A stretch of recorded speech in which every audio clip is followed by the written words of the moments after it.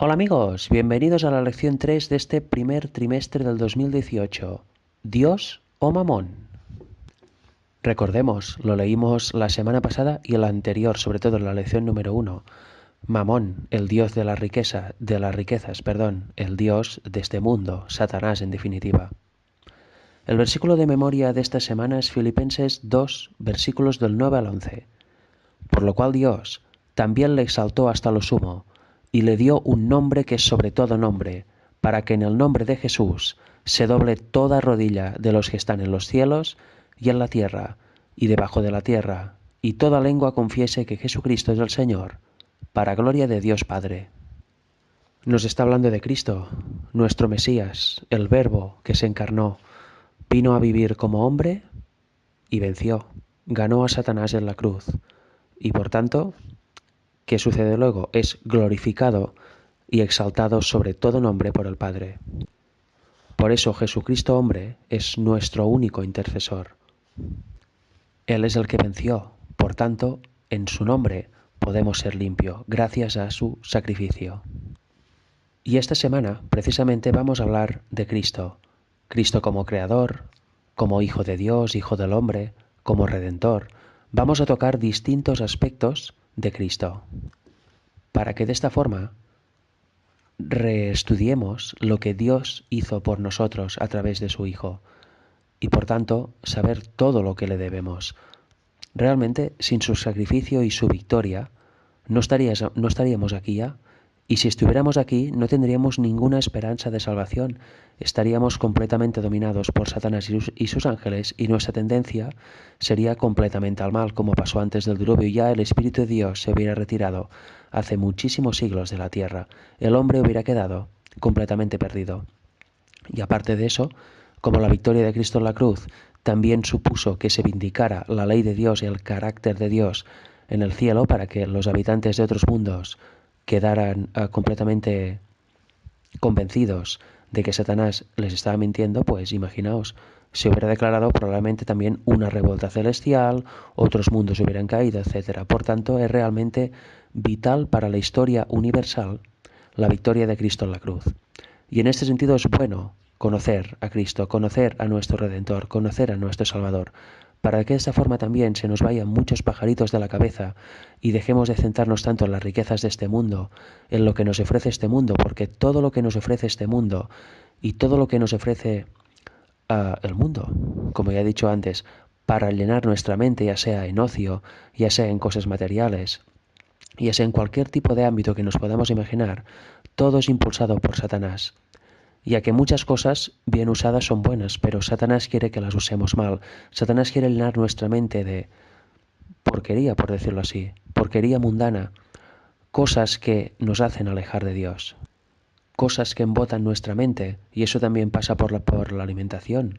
Depende de lo que comemos, tendremos la mente más limpia, la sangre más limpia, o tendremos la mente completamente embotada. Y luego, ¿cómo va a trabajar Dios en nosotros si nuestro cuerpo no está bien?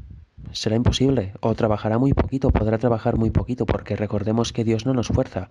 Por tanto, nosotros debemos considerar nuestro cuerpo como templo del Espíritu de Dios, como templo de Dios, y por tanto cuidarlo tanto por fuera como por dentro, la alimentación.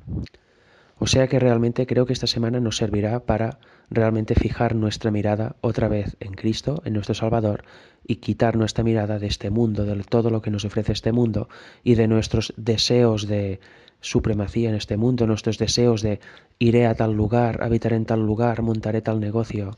Lo pondremos todo en su justa medida, lo balancearemos en su justa manera y veremos cómo así, manteniendo la vista en Cristo, todo lo otro pierde el poder que Satanás quiere que tenga en nosotros. Por tanto, es de vital importancia tener siempre a Cristo en nuestra mente y tener a Cristo delante, porque si no, Satanás nos va a hacer caer, Satanás nos va a hacer desviar, y cuando nos demos cuenta, estaremos tan apartados de Cristo que ya ni ganas tendremos de volver a Él. En Génesis 1.1 leemos: En el principio creó Dios los cielos y la tierra. La palabra para Dios aquí es Elohim, y es la misma palabra que se va usando a través de todo el relato de Génesis 1. Elohim es una palabra plural, por tanto vemos que en Dios hay una pluralidad. Por tanto, ¿quién llevó a cabo la creación de la tierra? ¿Y quién llevó a cabo la creación del hombre? Eso vamos a estudiar de forma resumida ahora, pero os animo a todos a estudiarlo de forma profunda, porque ya veréis que vamos a mostrar ciertos aspectos, ciertos textos y citas que nos dan una luz tremenda y maravillosa acerca de esto. Una luz que muchas veces no se tiene en cuenta o muchas veces se malentiende también. Si leemos Salmos 33, versículos del 6 al 9, dice lo siguiente: Por la palabra de Jehová fueron hechos los cielos y todo el ejército de ellos, por el aliento de su boca. Él junta como montón las aguas del mar, él pone en depósitos los abismos. Por tanto, aquí está diciendo, por la palabra de Jehová, por tanto, por medio de esta palabra, se crea todo. Versículo 8 y 9. Tema a Jehová toda la tierra, teman delante de él todos los habitantes del mundo, porque él dijo y fue hecho, él mandó y existió. Por tanto, aquí como vemos dos personas, dos personalidades. La palabra por la cual fue hecho todo y alguien que dice y otro obedece. O sea, porque aquí dice, porque él dijo y fue hecho, él mandó y existió. Por tanto, hay alguien que dice, que manda, y hay otro que crea. Interesante, ¿verdad? Ahora vamos a ir viendo más sobre esto. Hebreos 1, versículos del 1 al 3 dicen: Dios, habiendo hablado muchas veces y de muchas maneras en otro tiempo a los padres por los profetas, en estos posteros días nos ha hablado por el Hijo, a quien constituyó heredero de todo y por quien asimismo hizo el universo. Por tanto, aquí vemos ya quiénes son Dios el Padre y el Hijo de Dios. ¿Por quién asimismo hizo el universo? Por tanto, aquí vemos que el Hijo hizo el universo. ¿Y quién es el Hijo? Versículo 3. El cual, siendo el resplandor de su gloria y la imagen misma de su sustancia, y quien sustenta todas las cosas con la palabra de su poder, habiendo efectuado la purificación de nuestros pecados por medio de sí mismo, se sentó a la diestra de la majestad en las alturas. Por tanto, se sentó a la diestra de ¿quién? A la diestra de Dios Padre. ¿Y quién es la imagen misma de su sustancia, el resplandor de su gloria? Por tanto, aquí vemos que el Hijo, como Hijo de Dios, evidentemente tiene naturaleza divina, por tanto, es Dios. Juan 1, del 1 al 3. En el principio era el Verbo, y el Verbo era con Dios, y el Verbo era Dios. Este era en el principio con Dios. Todas las cosas por Él, por este Verbo, fueron hechas, y sin Él nada de lo que ha sido hecho fue hecho. Por tanto, aquí vemos quién creó el Verbo, el Hijo de Dios. Y Colosenses 1, versículos del 15 en adelante. Él es la imagen del Dios invisible, el primogénito de toda creación, porque en Él fueron creadas todas las cosas, las que hay en los cielos y las que hay en la tierra, visibles e invisibles, sean tronos, sean dominios, sean principados, sean potestades, todo fue creado por medio de Él y para Él. Y Él es antes de todas las cosas, y todas las cosas en Él subsisten. Por tanto, que vemos que Él es antes de todas las cosas, por tanto, antes de que nada fuera creado, Él ya estaba ahí, y todo fue creado por medio de Él. Por tanto, este versículo es usado por los testigos de Jehová, por ejemplo, para decir que Jesús, o sea, el Hijo de Dios, es creado, es un ser creado, o un Dios menor. Para nada, para nada. Él es el primogénito de toda creación en el sentido de que antes que algo fuera creado, Él ya estaba ahí. Por tanto, Él empezó a crear y siguió creando. Él es el primogénito. Todo es creado por medio de Él. Por tanto, siempre ha estado ahí, antes de que cualquier cosa creada fuese hecha. Y ahora si leemos citas del Espíritu de Profecía, veremos que corroboran esto y más aún.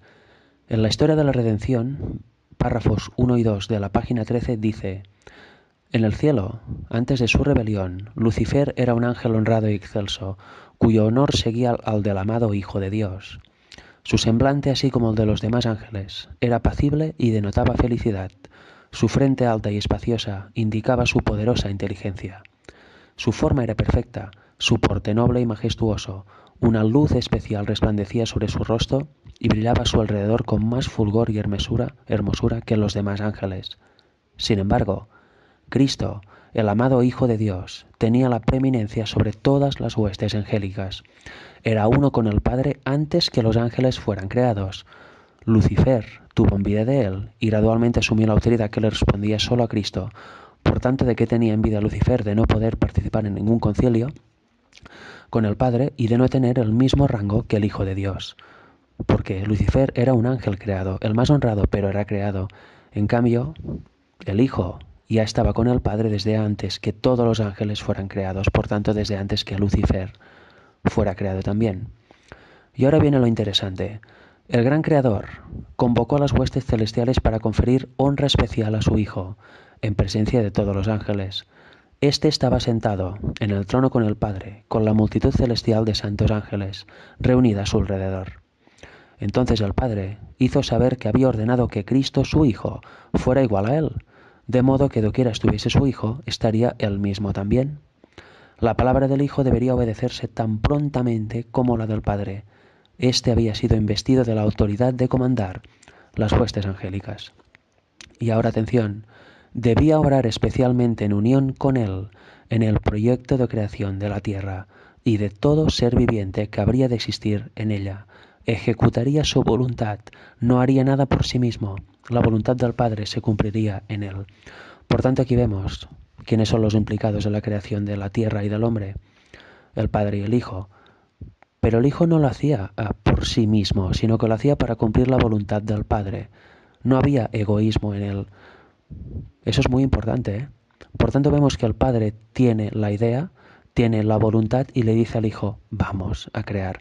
Y él, como agente activo, no inactivo, él como agente activo creador, cumple la voluntad de su Padre y crea todo lo que hay en el universo, crea la tierra y crea al hombre también. Y en la historia de la redención, página 20, leeremos el principio del párrafo 1 y un poquito del párrafo 2. Dice así, el Padre y el Hijo emprendieron la grandiosa y admirable obra que habrían proyectado, la creación del mundo. Por tanto, aquí vemos corroborado otra vez, y este escrito se basa en Génesis 1, el Padre y el Hijo, los dos creadores. Y párrafo 2. Después de crear la tierra y los animales que la habitaban, el Padre y el Hijo llevaron adelante su propósito ya concebido antes de la caída de Satanás, de crear al hombre a su propia imagen. Habían actuado juntos en ocasión de la creación de la tierra y de todos los seres vivientes que había en ella. Entonces Dios dijo a su Hijo, hagamos al hombre a nuestra imagen. Por tanto, el hombre, a imagen de quien fue creado, a imagen de la divinidad, a imagen del Padre y del Hijo, porque el Padre le dice al Hijo, vamos a crear al hombre. Y si os fijáis en la interlineal, este es el versículo 26 de Génesis 26. Dijo Dios, creamos al hombre a nuestra imagen. Si os fijáis en la interlineal, no dice el hombre como está traducido en castellano, sino que dice creamos hombre. Por tanto, aquí se está refiriendo al género humano en general. No se está refiriendo solo a el hombre, a Adán. La palabra para hombre es Adam, pero aquí está refiriéndose en general. El inglés está bien traducido. Si lo veis en la interlineal entre hebreo y inglés, veréis que dice let us man. No dice el man o el hombre. Por tanto, eso debemos tenerlo claro. Y además, entendiéndolo así, como está en el original, si leemos el versículo 27, todo queda perfectamente aclarado, porque dice, y varón y hembra los creó. Los dos son hombre, los dos son humanos. Y volviendo al tema de la humildad de Cristo, del Hijo, del Verbo, leeremos una cita ya para terminar en Patriarcas y Profetas, página 14, párrafo 3, dice, el Hijo unigénito de Dios podía penetrar en la plenitud de sus designios. ¿De quién? De los del Padre. Y que a éste le estaba encomendada la ejecución de los grandes propósitos de su voluntad. El Hijo de Dios había ejecutado la voluntad del Padre en la creación de todas las huestes del cielo, y a él, así como a Dios, debían ellas tributar homenaje y lealtad. Cristo había de ejercer aún el poder divino en la creación de la tierra y sus habitantes, pero en todo esto no buscaba poder o ensalzamiento para sí mismo, en contra del plan de Dios, sino que exaltaría la gloria del Padre y ejecutaría sus fines de beneficencia y amor. Por tanto, aquí vemos, Cristo no buscaba nunca su gloria, ni buscaba nunca nada egoísta. Por tanto, en ese sentido lo podemos relacionar con el materialismo. Nosotros como cristianos no debemos buscar nuestra gloria, no debemos buscar hacer cosas para nosotros, sino siempre debemos hacerlo para la gloria de Dios. y siempre teniendo en cuenta que todo lo que tenemos es porque Dios nos lo da, Dios nos lo permite, por tanto nada es nuestro en sí. Eso debemos tenerlo claro. El Hijo de Dios lo sabía perfectamente. Y en esta cita vemos otra vez, el Padre tiene la idea, el Padre tiene la voluntad y el Hijo ejecuta la voluntad del Padre.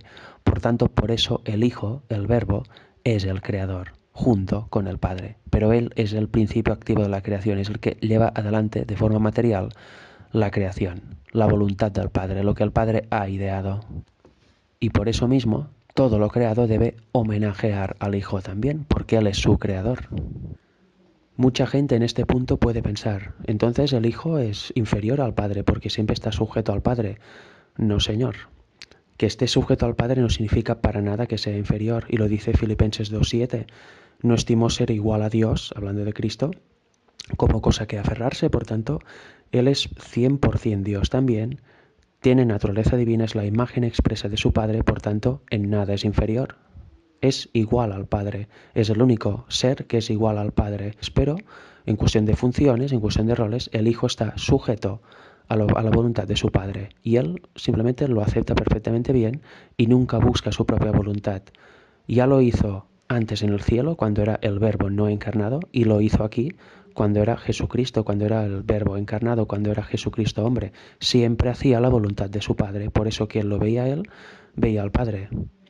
¿Entendéis? Es impresionante el ejemplo que nos da como hombre, que ya lo hiciera incluso antes de ser encarnado.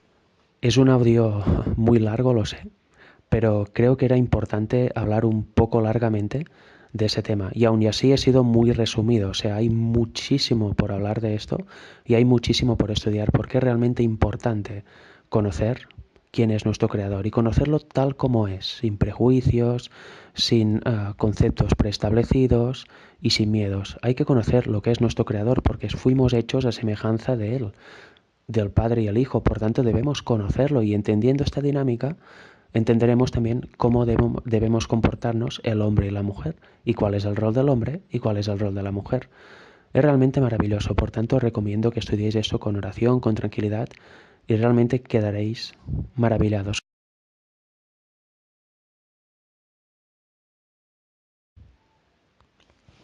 En esta ocasión ya veremos acerca de el Verbo encarnado, o sea, Jesucristo hombre, el Verbo de Dios, el Hijo de Dios ya como hombre. En este sentido vamos a leer Lucas 1:35, que nos dice lo siguiente, para ponernos en perspectiva de quién era este Hijo de Dios, quién era este Jesús. Hablando el ángel a María, en el versículo 35 del capítulo 1 de Lucas, dice, respondiendo el ángel le dijo, el Espíritu Santo vendrá sobre ti, y el poder del Altísimo te cubrirá con su sombra, por lo cual también el santo ser que nacerá será llamado Hijo de Dios. Vemos que Jesús es llamado el santo ser. ¿Por qué? Pues porque su Padre es Dios, que a través de su Espíritu engendró a Jesús en el vientre de María, y su madre es humana, es María. Por tanto, vemos que el santo ser, el ser único que va a nacer, será divino humano, será un ser divino humano. Por tanto, eso ya nos hace ver que no es exactamente como nosotros, ya que ninguno de nosotros, ningún humano de este mundo, su padre es Dios. Tenemos un padre humano y una madre humana. En cambio, Cristo no. Tuvo el padre que es Dios y la madre humana. Cristo vino como un hombre de aquella época. No medía 4 metros como medía Adán. Vino de la altura de los hombres de aquella época y cargó en él la naturaleza caída del hombre. ¿En qué sentido? En que heredó todas las debilidades menores, digamos. ¿Qué quiero decir? Pues se cansaba, tenía que dormir, tenía hambre, sentía frío, sentía calor, tenía tristezas, tenía alegrías, etc. Todo esto es la herencia de la naturaleza caída que heredó. Si leemos los evangelios veremos en multitud de ocasiones cómo Jesús se cansa, Jesús tiene hambre, Jesús llora, etc. Pero hay algo que no heredó, y eso lo veremos en el siguiente tópico, que habla de Cristo como Redentor. Es algo vital, que es lo que le habilita para ser nuestro Redentor. En Isaías 53:2, este es un capítulo donde profetiza acerca de Jesús, dice, subirá cual renuevo delante de él, y como raíz de tierra seca, no hay parecer en él ni hermosura, le veremos más sin atractivo para que le deseemos. ¿Por qué vino sin hermosura? Pues para que no nos atrayera su físico. Nos tenía que traer, o sea, les tenía que traer a los humanos que coincidieron con él su aspecto interno, su forma de ser, lo que decía, sus palabras, no su belleza exterior. Por eso vino sin una hermosura superior a la de los hombres de su época. Cristo revistió su divinidad con humanidad, nunca dejó de ser Dios, mientras estaba entre nosotros como hombre. ¿Cómo pudo engendrarse siendo divino humano y cómo sucedió esto? Es un misterio que no está revelado y que no vamos a descubrir, desde luego, pero solo debemos creerlo por fe y por el testimonio que dan las Escrituras, en los Evangelios concretamente.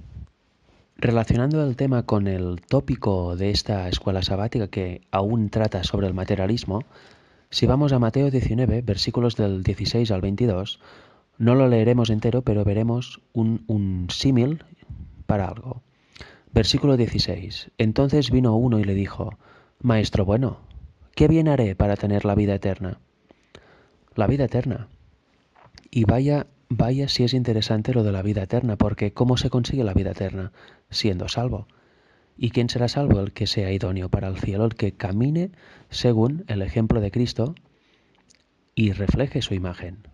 Cristo mismo dijo: Yo soy el camino, la verdad y la vida. En él había vida original, vida que no deriva de otra ni es prestada. ¿Por qué? Pues porque ya lo vimos en el tópico anterior. Él era igual a Dios, él tenía naturaleza divina porque era el Hijo de Dios.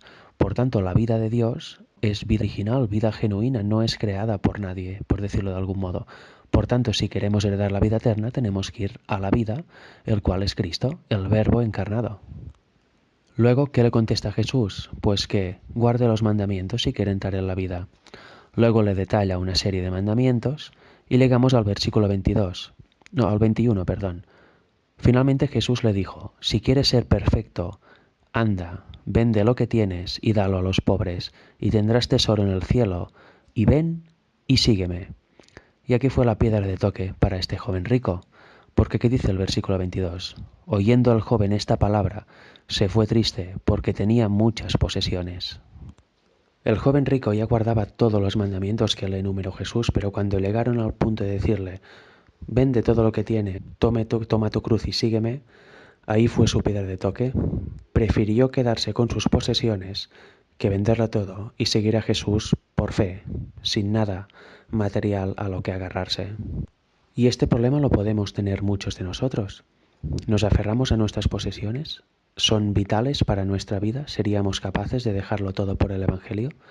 Es algo que nos tenemos que preguntar, porque si queremos la vida eterna, llegará un día en que tendremos que dejarlo todo por fe y seguir a Cristo.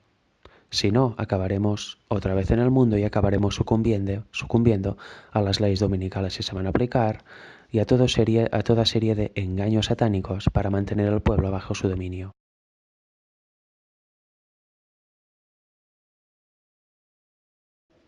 Si recordáis, en el tópico de ayer dije que Cristo había heredado la naturaleza caída del hombre y que esto significaba que había heredado las debilidades menores, como por ejemplo el estar cansado, el tener que dormir, el tener hambre, etc. Pero había algo que no había heredado. Había algo que lo hacía distinto a un humano normal. Aparte del nacimiento, que esa es la clave, que su padre es Dios y su madre es humana, pues hay algo en esto que hace que cierta cosa que tenemos todos los humanos desde la entrada del pecado por culpa de la transgresión de Adán y Eva, pues él no la tenía. Y es la tendencia al mal. Cristo era sin tendencia al mal, y lo vamos a comprobar en la Biblia. El apóstol Pablo en Hebreos 4:15 nos dice: porque no tenemos un sumo sacerdote que no pueda compadecerse de nuestras debilidades, sino uno que fue tentado en todo según nuestra semejanza, pero sin pecado. Cristo nunca pecó, fue tentado en todo, incluso a nivel más potente que nosotros, pero sin embargo nunca pecó. Juan 14:30. Dice Jesús mismo: no hablaré ya mucho con vosotros, porque viene el príncipe de este mundo y él nada tiene en mí. Nunca pecó, por tanto, Satanás no tenía nada en Jesús, no podía encontrar nada en él para hacerle no apto para ser el redentor del mundo, para hacerle perder la partida que estaban jugando. Y es que Cristo fue el segundo Adán, Si leéis Romanos 5 del versículo 12 en adelante, lo podréis comprobar. Y si leemos ahora juntos 1 Corintios 15, 22, vemos lo siguiente. Porque así como en Adán todos mueren, también en Cristo todos serán vivificados. Romanos 5 dice que donde uno cayó, el otro ganó la batalla. Donde Adán cayó, Cristo ganó. Por tanto, Cristo debía tener en este sentido la naturaleza caída de la humanidad degenerada después de 4000 años de pecado en el momento que vino, eso ya lo hablamos ayer, pero aparte debía tener la condición de Adán en aquel momento. Y Adán era un ser puro y sin tendencia al mal, sin pecado.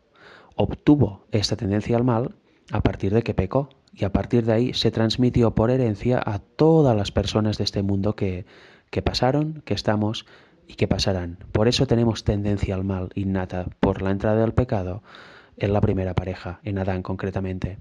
Pero Cristo no, Cristo debía venir en el mismo estado de Adán y por su libre albedrío, pues, decidió no pecar. Y así lo hizo. Fue tentado en todo, pero jamás pecó, jamás concedió una brecha a Satanás para que le venciera. Y este es un punto muy importante porque efectivamente Cristo es un ser único. Tiene la naturaleza de Adán antes de pecar en el sentido que no tenía tendencia al mal y tiene la naturaleza humana de después del pecado en el sentido que heredó toda la degeneración que había causado el pecado hasta el momento que él nació en la tierra. Y también heredó todas las debilidades menores como el cansancio, el tener hambre, el poder hacerse daño, etcétera, etcétera. Eso es un detalle que debemos tener muy en cuenta y el cual es muy discutido en el mundo cristiano y en el mundo adventista también, pero realmente eso está muy claro. Y si buscamos citas de Elena White, que hoy no vamos a leer obviamente por cuestión de tiempo, no hay duda de lo que acabo de decir, de que es así.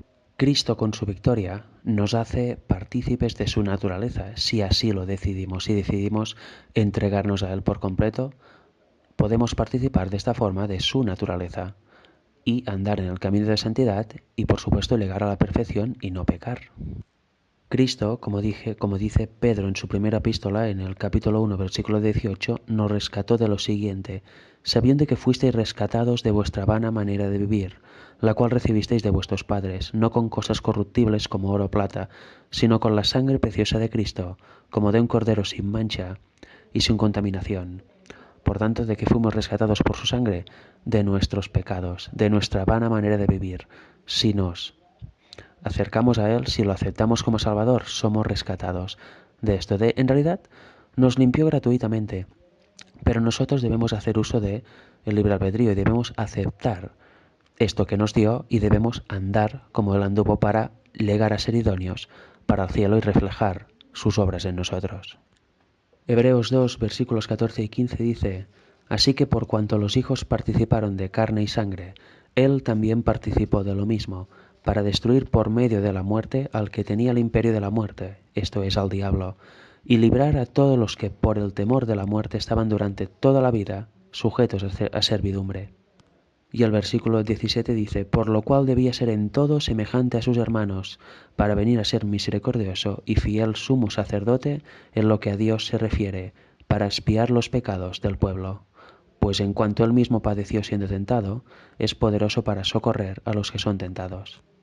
Y ahora Gálatas 3:13, un texto que resume bastante de qué nos salvó Cristo, de qué nos redimió. Cristo nos redimió de la maldición de la ley, hecho por nosotros maldición, porque está escrito maldito todo el que es colgado en un madero. Por cuanto todos hemos pecado, estábamos condenados a muerte, irremisiblemente, porque el pecado es la transgresión de la ley. Por tanto, sin merecerlo, porque lo que mereceríamos es la muerte, Cristo vino, dio su vida por nosotros y de esta manera nos redimió, nos abrió una puerta para volver, para tener acceso a la vida eterna. Por tanto, es realmente impresionante el sacrificio de Cristo para estar dando gracias por toda la eternidad. Y es importante conocer todos estos aspectos, Cristo como Creador, Cristo como Hijo de Dios, como Hijo del Hombre, Cristo como Redentor. Es importante conocer su naturaleza y conocerlo a Él como persona, porque así será mucho más fácil entender todo lo que hizo por nosotros. Y bien, el tópico de hoy, ¿en qué se relaciona con el tema del materialismo, que es el tópico general de la escuela sabática? Pues es sencillo, porque Cristo estaba en plena gloria, en la presencia del Padre, el comandante de todas las huestes angélicas en el cielo, sin ningún tipo de problema, adorado por todos. ¿Y qué hizo? Por su decisión, usando su libre albedrío, no por obligación, decidió dejar todo aquello y bajar hasta lo más profundo, hasta lo más degradado de todo, que era nuestro planeta, y encarnarse como hombre, el único ser, la única especie en todo el universo que cayó bajo el dominio de Satanás, por tanto el único punto negro de todo el universo. Y él decidió, por voluntad propia, dejar toda la gloria, venir aquí, hacerse humano, padecer como nadie y al final acabar muriendo en la cruz. Y todo porque es nuestro creador y porque ama a sus criaturas y tenía también que vindicar la ley de Dios, de su Padre, ante todo el universo, ante todos los otros mundos que no habían caído, pero que aún tenían dudas de si Satanás tenía razón o no. Por tanto, lo dejó todo, sin importarle, y bajó aquí. Y podía haber fallado su plan, ¿eh? No era seguro que ganaría, podía haber fallado. Por tanto, tenía una misión realmente impresionante, realmente delicada. Vino aquí, se rebajó a lo mínimo que podía hacer, a lo más bajo que podía llegar, y ganó. Murió por todos, murió por una especie que acabó crucificándole, matándole, rechazándole, para hacernos al final salvos. Eso es realmente amor, amor genuino, amor ágape. Es realmente impresionante. Y nosotros tantas veces no queremos dejar posesiones. Hoy tenemos que ir a vivir al campo. Es que a mí me gusta mi apartamento o me gustan las comodidades que tengo en la ciudad o en el lugar donde vivo. Tantas veces nos aferramos a nuestras posesiones, ¿verdad? Para no seguirle. O cuántas veces hoy yo tengo que guardar el sábado, pero es que entonces perderé el trabajo o haré menos horas y me pagarán menos. Nos aferramos al dinero, nos aferramos al trabajo, nos aferramos a nuestras posesiones materiales. Y él lo dejó todo, lo más excelso que existe y existirá jamás, lo dejó todo para venir aquí, rebajarse y no tener precisamente, como hemos visto, una vida placentera, sino una vida llena de sucesos terribles, pero al final acabar muriendo en la cruz, sufrir el rechazo, etcétera. Sin duda eso es realmente para pensar, ¿eh? Para pensar seriamente en si llevamos unas vidas correctas ante Dios o no.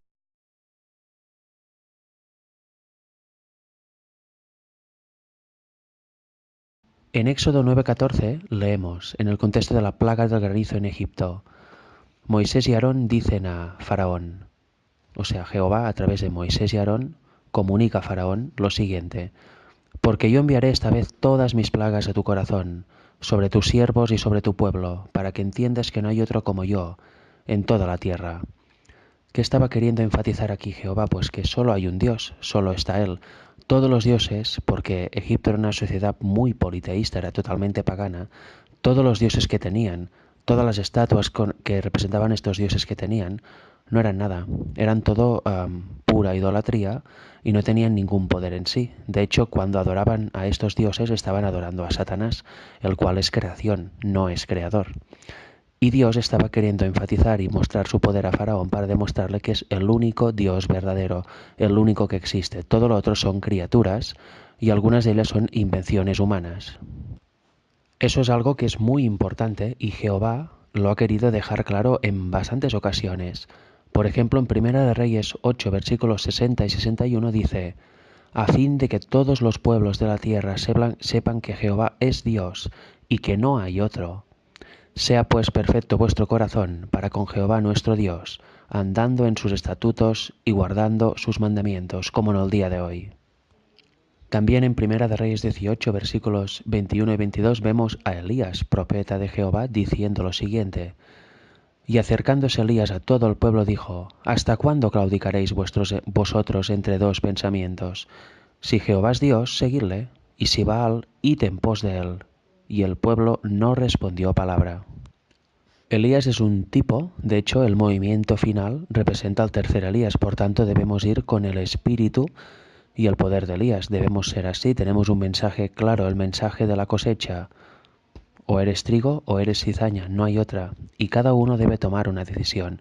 Y para eso es muy importante tener claro que solo hay un Dios verdadero, no hay un montón de dioses por ahí, no, eso es cosa de Satanás y eso es cosa de sociedades paganas, sociedades que no aceptan al Dios verdadero. Por tanto, nosotros también debemos tener este espíritu para con los demás enseñar esto, que solo hay un Dios y o se elige a Él, se elige en sus caminos, o se elige el camino del mundo, el camino de Satanás, el camino de cualquier otro Dios que pueda haber en nuestra mente, pero que no es el verdadero. Y también debemos aplicárnoslo nosotros a nivel personal. Tenemos dioses, tenemos vicios o ocios que son dioses para nosotros, cosas que no queremos dejar y que sabemos que hemos de dejar, que no podemos estar centrados tanto en esto si queremos servir al Señor, que no podemos estar tan centrados en ciertas cosas porque nos quita mucho tiempo que debería ser para predicar, para estudiar, para orar y para en definitiva prepararnos para la traslación. Debemos analizar nuestras vidas y quitar todo asunto, toda cosa que nos quite tiempo para Dios y que nos aleje de Dios, que nos suponga un tipo de idolatría. Y aquí entran un montón de cosas. Cada uno debe analizarse, por ejemplo, no sé, deportes, un trabajo, música, etcétera. Cualquier cosa que nos pueda ocurrir, cualquier cosa de la cual dependamos demasiado de ella y nos aleje la mente del Dios verdadero. También tenemos que tener claro que nosotros somos creación y Jehová es el creador. Ya lo hemos visto a lo largo de esta semana. Por tanto, no estamos al mismo nivel de Jehová.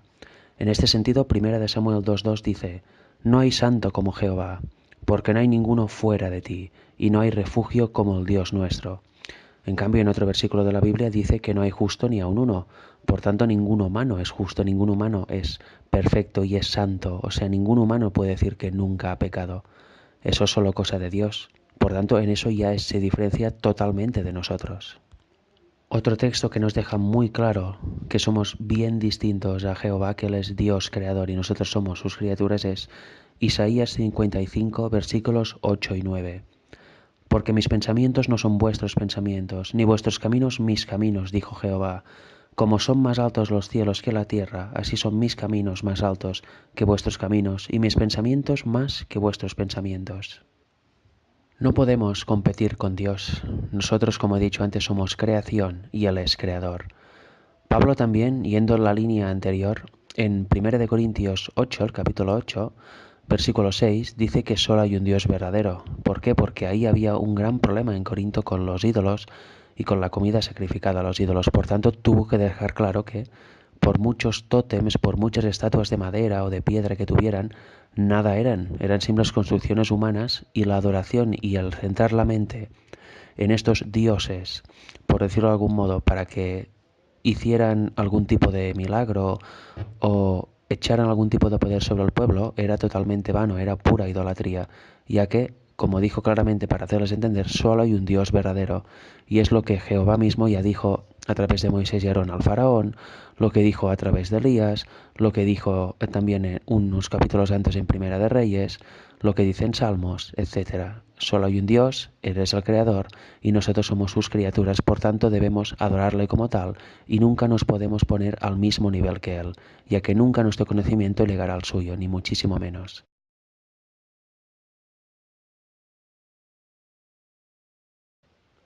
Algo muy importante que debemos tener claro es que todo lo que tenemos es gracias a Dios que nos lo ha dado, es gracias a Dios que permite que lo tengamos.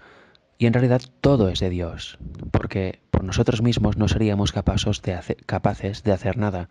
Por tanto, todo es porque Dios permite que tengamos coche, por ejemplo, casa, un trabajo, ciertas cosas, y Él espera que le devolvamos también su parte, por ejemplo, con el diezmo. Y también lo que hacemos con nuestras posesiones, pues es una imagen clara de qué realmente nos domina, si nos domina un espíritu típico de Satanás o nos domina el espíritu de Dios. Lo que hacemos con nuestros bienes, con nuestras posesiones, lo que hacemos en nuestra vida, denota si realmente queremos servir a Dios o lo único que queremos es servirnos a nosotros mismos, ignorando por completo que todo lo que tenemos y todas las bendiciones que tenemos es gracias a Dios que lo permite. No es algo que ganamos por nosotros mismos y si Dios no estuviera pues lo haríamos igual. No, para nada. Por tanto es muy importante ver o saber administrar lo que tenemos, ya que los frutos de esto determinan en qué bando estamos y a quién realmente servimos en nuestra mente. Tenemos que recordar que Dios es el dueño absoluto de todo, como dice Deuteronomio 10:14. He aquí de Jehová tu Dios son los cielos y los cielos de los cielos, la tierra y todas las cosas que hay en ella. Ya vimos también que ¿quién creó la tierra? Dios, obviamente. ¿Quién nos creó a nosotros? Dios. Por tanto, ni nosotros somos de Dios por creación y por redención. Por creación porque Dios creó a la humanidad. Por tanto, a partir de ahí debemos dar gracias a Dios por haber creado la primera pareja. Si no, no hubiera habido más humanos en el mundo ni hubiera existido lo que conocemos como humanidad. Y por redención debemos dar aún más gracias a Dios porque fuimos comprados por sangre, la sangre de su Hijo unigénito. Si no fuera por eso, estaríamos completamente perdidos, sin esperanza, por tanto debemos darle gracias en todo momento por ello. En este sentido, 1 Corintios 6, versículos 19 y 20 dicen: ¿O ignoráis que vuestro cuerpo es templo del Espíritu Santo, el cual está en vosotros, el cual tenéis de Dios y que no sois vuestros? Porque habéis sido comprados por precio. Glorificad pues a Dios en vuestro cuerpo y en vuestro espíritu, los cuales son de Dios. Lo que decíamos, nuestro cuerpo es de Dios, nuestro espíritu es de Dios. Debemos cuidar nuestro cuerpo tanto físicamente como exteriormente como interiormente, y eso implica directamente una alimentación adecuada. No podemos tratarnos de cualquier forma, ya que, como dice el texto, no somos nuestros y Dios tiene que actuar en nosotros, pero Él no nos va a obligar. Lo único que tenemos nuestro es el libre albedrío, nuestras decisiones. En todo momento decidimos si ponernos en lugar de Dios, en el camino de Dios o en el camino de Satanás. Pongámonos en las mejores condiciones para que Dios pueda actuar en nosotros, nos pueda transformar el carácter y también podamos ser luz y podamos ser mensajeros suyos para que los que no conocen conozcan. Debemos recordar que ni siquiera nuestro aliento, nuestra respiración es nuestra, nos la da Dios. Hechos 17:25. Ni es honrado por manos de hombres, como si necesitase de algo, pues Él es quien da a todos vida y aliento y todas las cosas. Aquí está Pablo en Atenas hablando sobre el Dios no conocido, está hablando del Dios verdadero, y que dice que nos da a todos vida y aliento y a todas las cosas.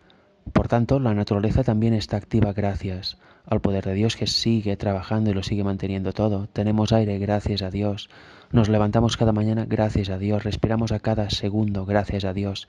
Por tanto, es una forma de matar el materialismo o el egoísmo que puede haber en nosotros, saber que nada es nuestro y que nada depende de nosotros, en el sentido de tener más o tener menos. Ni siquiera nuestra propia vida, no sabemos cuándo vamos a morir. Por tanto, es una buena forma de entregarnos completamente a Dios, saber que Él es el gran soberano y poner nuestros caminos a conocimiento de Dios en el sentido de pidámosle guía. Señor, voy bien por aquí, voy bien por allá. Demos gracias a Dios por nuestros alimentos, demos gracias a Dios por nuestras bendiciones, por nuestras casas, por nuestro trabajo. Démosle gracias por todo porque Él es el responsable de que lo tengamos.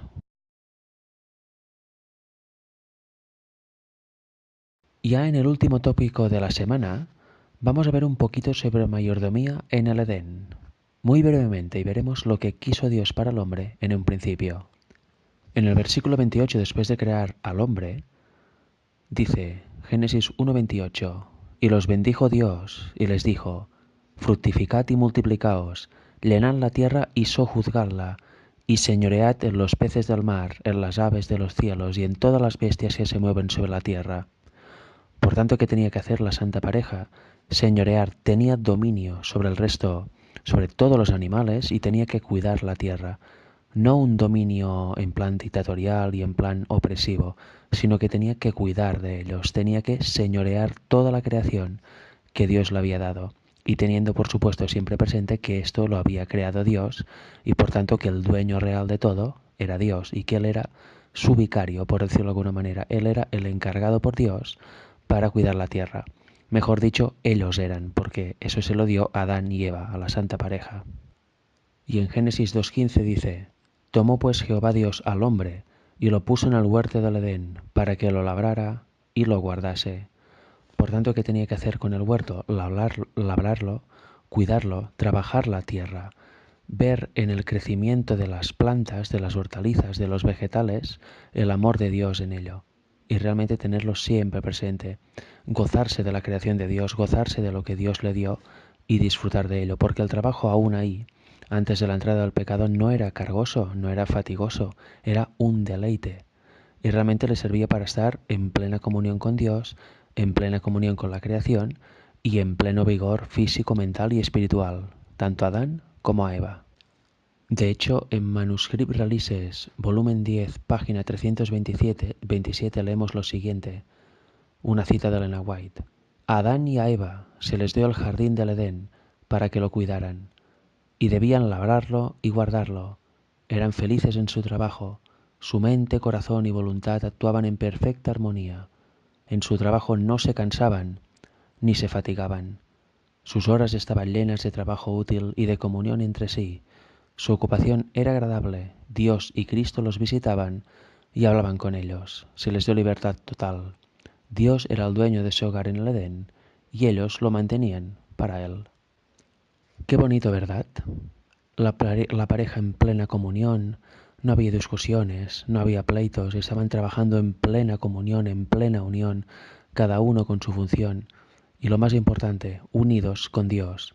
Incluso, como dice la cita, venía Cristo también y les daba sus lecciones, venían los ángeles y les daban sus lecciones. El sábado era una delicia impresionante, dejaban sus labores placenteras en el huerto y demás, y lo pasaban disfrutando de la creación con Cristo mismo, enseñándoles todo. Qué vida más realmente maravillosa, ¿verdad? Qué comunión más perfecta, es que aún no existía el pecado en la tierra. Pues ahora tenemos tendencia al mal, estamos caídos, pero debemos cultivar esta unión también con la familia, con los hermanos y sobre todo con Dios, para que nuestra vida en nuestro hogar sea un pequeño Edén, para que nuestro sábado sea un pequeño sábado en el Edén y para que en general todas nuestras relaciones, todas nuestras actividades, ya sean en el trabajo, ya sean en cualquier lugar, pues tengan esa atmósfera edénica, tengan esa atmósfera que la da el vínculo constante con Dios, lo cual hace que al final la persona refleje su imagen, refleje las obras que hacía Cristo. Debemos trabajar para ello, para al final ir avanzando en el camino de santificación y ser idóneos así para el cielo. Esa es la verdadera mayordomía. Que Dios os bendiga a todos.